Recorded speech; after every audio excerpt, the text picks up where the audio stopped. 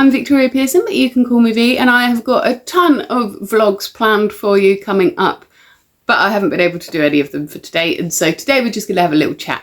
But coming up in the next couple of weeks, I'm going to be showing you how to do a spell for a house move, because I'm doing one of those for a friend. I need to grab a couple of ingredients first that I don't have in my house though, but if you're looking to move house, you might enjoy that one next week. You're going to need a paper bag, magnets, some mint, pen and paper. We'll do the simplest spell. It worked for me. It got me into my home when I was in a completely hopeless housing situation, and so hopefully that will help you as well. I also intend to change my altar over at some point to the winter version, and so I'll show you that again as well, because it is different every time I do it. So if you saw my last one, it doesn't necessarily mean that my altar is going to be the same this time. And what else did I plan to do? Oh, and I'm hoping to be able to show you progression on this painting that I've been doing.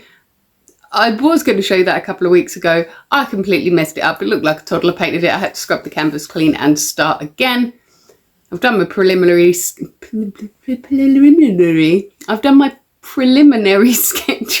and they're coming out a lot better than they did last time. So hopefully I've got my proportions right this time, and it might be okay. But you know, a few years ago, I did this course called The Artist Way, and it talked about how important it is to allow yourself to be a beginner at things, allow yourself to be a bit rubbish at things that you enjoy doing. And so I'm trying to really focus myself on enjoying the process of painting rather than worrying about what the finished product's going to look like. But as a bit of a perfectionist, I do find that a little bit difficult. But at some point, when I have perfectionized it to the point where I've decided that you can see it, I will show it to you. Maybe, probably. I like painting, but I'm not great at it. So the main reason that I haven't really done much this week is because, as I may have mentioned once or twice, my daughter went off to university last Sunday. Not yesterday, the Sunday before. And it's been a really weird time trying to adjust to her not being here. It seems like she is having an absolute whale of a time though. They've played with therapy dogs, they've got 50% off pizza, they got given free pot noodles, she saw a deer on campus, they've got campus cats, all sorts of things. So she's having so much fun. I'm really glad about that. And I'm just so proud of her. You know, she's worked really hard to get to where she is right now, and she was doing her exams, working and volunteering all at the same time as dealing with chronic pain. She worked her socks off. She got the grades she needed to get into the uni that she wanted to go in, and I couldn't be prouder of her.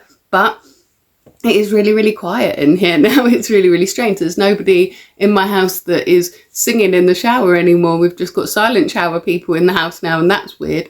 And even though, even at this time of day when she wouldn't normally be here, she would normally still be asleep, because teenagers need more sleep than adults. And so she would have a lie-in when she didn't have school. And so normally I would be sitting here in silence doing this anyway, but the house still feels too empty. It still feels too quiet. We had got ourselves into a little routine since she had finished school where we would sort of parasocially work in the morning, do the Wordle together and the little mini crossword together at lunchtime, and then watch Abbott Elementary or something in the afternoon. And so it's really bizarre for me to be sort of trying to create a new routine again. And by the time I've got used to that new routine again, she'll be back for her reading week anyway. But we're getting used to it. The little one is coping with it. He had a few tears on the first night, but he's coping with it. And we've been doing a lot of sort of family board games and things to keep him engaged, so he's not just sitting there missing her. She very much was his special person, his little partner in crime, and so he is feeling the loss of her quite a lot. But he will adjust to it, and the fact that we got him a phone so that he could continue to stay in contact with her more easily has really made a big difference. Of course, I had never given a 9-year-old a phone before. My other children, they got their first phones when they were a bit older than that, because I didn't really see a need for them to have a phone. But with my youngest, he has got siblings that have moved out. It is important for him to be able to keep in contact with them. And so we got it for him. And I just wasn't prepared for the amount of gifts that I was going to get spammed on WhatsApp. I wasn't prepared for the amount of voice notes just saying skibbity riz that I was going to get on WhatsApp. I don't know why it didn't occur to me that that would be a thing, but it's a very definite thing. It's starting to come into balance a bit now. The novelty's wearing off. But I'm definitely saving all of those little videos and voice notes for his future wedding or graduation, because I've got all the prime embarrassment material now. So today I am off to the doctor's. I am a little bit anxious about it, to be honest with you, because this has been a bit of a nightmare trying to get this diagnosis. You see, my daughter was diagnosed with HEDS probably midsummer sort of time. No, a little bit before summer, because she was struggling to write through her exams with her wrist pain.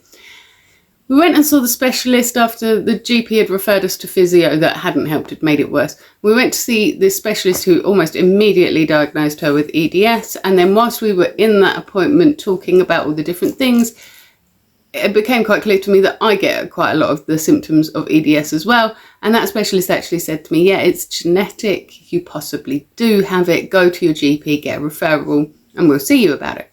So I went to my GP, who actually was really helpful, which is quite unusual in EDS circles as far as I can tell. But I felt very heard by her. I didn't feel at all dismissed like I had before. And it seemed like she was taking me seriously, and she referred me on. A few weeks later, I got a letter from the specialist saying that they had discharged me and giving me a diagnosis of hypermobility spectrum disorder, which I don't think really fits my symptoms. And I don't really see how they can give me a diagnosis without seeing or speaking or even emailing me. And so I'm going back to the doctors today to ask them what I'm supposed to do with that. How does that help me? How could I possibly have given a genetically passed on disease to my daughter if I don't also have that? And what I'm supposed to do about my pain now, because back in February, I was in tip-top form. I was feeling really, really good. I was doing pole dance 3 times a week. I was lifting very heavy weights 3 times a week, and then I was doing yoga once a week as well, and all of that was on top of my normal amount of walking, which at the time was a lot. I find it quite easy to walk 3 to 5 miles, wouldn't have any pain afterwards. That was just normal for me. Now I'm at the point where I can't walk half a mile without quite intense pain in my hips and my shins. I can't stand still without quite intense pain in my back. I can't sit still without intense pain in my back. And I can't lie down without intense pain in my neck. And so it has been absolutely exhausting just trying to find a comfortable position to put my body in. It kind of feels like my spine's collapsing on itself and grinding when I'm standing there. And I find that really quite concerning. So I'm going back to the GP today, and I'm hoping that they're going to be able to either refer me again and say, can you actually see her this time? Or just give me a diagnosis and some ideas of how to reduce that pain while I'm there today, because I just cannot go on like this. Now, it is no indictment of the NHS or the treatment that I've had.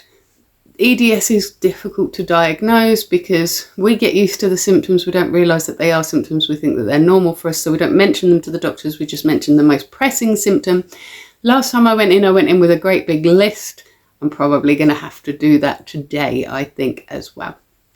But hopefully I'll get some hope from the doctors today. They'll be able to do something for me to help just get me back to a spot where I can exercise again.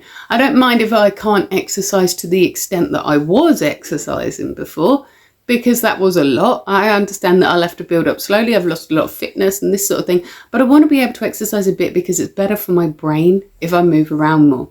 If I don't move around, I don't get those endorphins. I feel bad about myself. I get low in myself. My mood drops, and then I want to move even less, and then I start putting weight on, which makes moving even more uncomfortable. And so, yeah, it's all a bit of a self-fulfilling cycle there that just keeps going on and on and on. And I'm really, really hoping that today the GP can just do something to break that cycle so that I can start to get back to being active again when I was feeling a lot more healthy. Thing is, I tried to do a few sort of gentle yoga things recently, and it put me in such intense pain, even at very beginner level. I've done yoga for years and years, so I'm not at beginner level, but even the very first starting beginner levels was causing me quite intense pain. So now I'm scared to do that in case I'm making myself worse. Ideally, I need a physio who knows all about EDS and HSD and all those sorts of things, who can just say, oh yeah, this is the kind of exercise that you need to do to make it better, and then I will feel much better. Right now, I am dreading walking to the doctor's though, because it is only half a mile away. I should be able to do that without too intense pain, maybe a bit of shin pain, because I walked 100 yards this morning to go to the school run and my shins are still on fire now 2 hours later.